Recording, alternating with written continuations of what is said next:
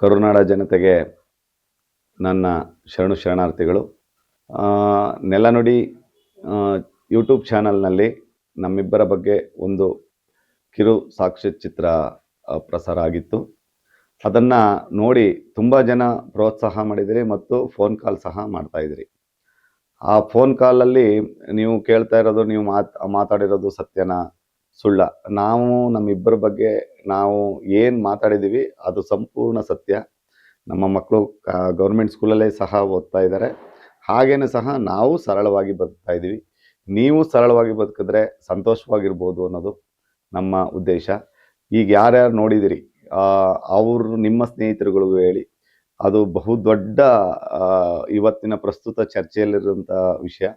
ಹಲವಾರು ರೈತರಿಗೆ ರೈತ ಮಕ್ಕಳಿಗೆ ಹೆಣ್ಣು ಸಿಕ್ಕದೇ ಇರೋಂಥ ಪರಿಸ್ಥಿತಿ ಇದೆ. ಇದು ಪ್ರತಿ ಹಳ್ಳಿಲೂ ಇದೆ. ದಯಮಾಡಿ ನೀವು ಈಗ ನೋಡಿರೋ ಅಂಥವ್ರು ನಿಮ್ಮ ಸ್ನೇಹಿತರುಗಳಿಗೆಲ್ಲ ಶೇರ್ ಮಾಡಿ.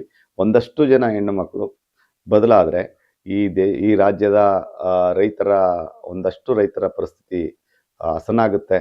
ಹಾಗಾಗಿ ಎಲ್ಲರಲ್ಲೂ ಕೈ ಮುಗಿದು ಕೇಳ್ಕೊತೀವಿ, ದಯಮಾಡಿ ಆ ವಿಡಿಯೋನ ಇನ್ನೂ ಹೆಚ್ಚಿನ ರೀತಿಯಲ್ಲಿ ನೋಡಬೇಕು ಅಂತ ನಾವು ಕೇಳ್ಕೊತೀವಿ.